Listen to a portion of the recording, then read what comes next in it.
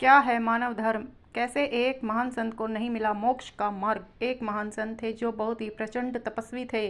उन्हें कई शास्त्रों का ज्ञान था, कई श्लोक मुंह जबानी याद थे, उनकी बुद्धिमानी के चर्चे मीलों तक थे। संत एक दिन प्रत्येक पल भगवान की भक्ति में लीन रहते थे, कठिन से कठिन तपस्या करते थे, लेकिन उन्हें सेवा में रुचि नहीं थी।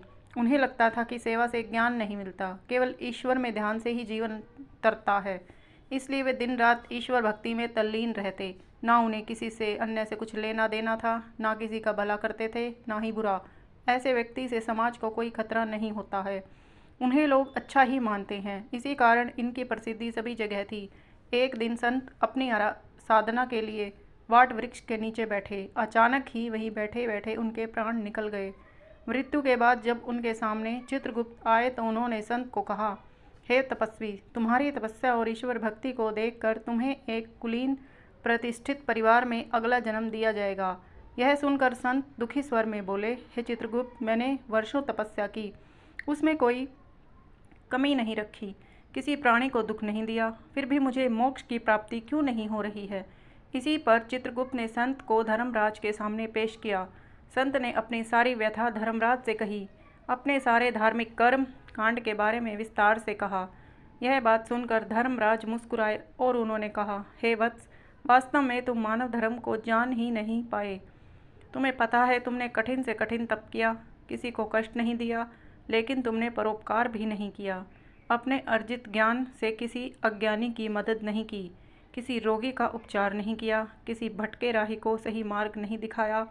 वास्तव में तुम जानते ही नहीं हो कि परोपकार ही असल मायने में मानव धर्म है। सेवा भाव ही मानव जीवन का आधार होना चाहिए। इसी तरह संत को अपनी भूल का ज्ञान हुआ और उन्होंने अपने अगले जन्म में तप के साथ सेवा भाव को भी अपने जीवन का लक्ष्य बनाया। फिर उन्हें वर्षों बाद मोक्ष की प्राप्ति हुई। शिक्षा: वास्तव में इंसान को यह पता ही नहीं होता है कि धर्म क्या है, और वो दिन रात धार्मिक कर्मकांड में लगा रहता है। जैसे हमेशा एक बात सुनने में आती है कि तीज त्यौहार पर लोग ब्राह्मण को दान देते हैं, भोजन कराते हैं। भले ब्राह्मण संपन्न हो, खुद 4 पहिए के वाहन में घूमता है, लेकिन बड़े शान से उसे दान दिया जाता है और वो स्वीकार भी करता है। आप खुद ही सोचिए, ऐसे दान का क्या महत्व होगा।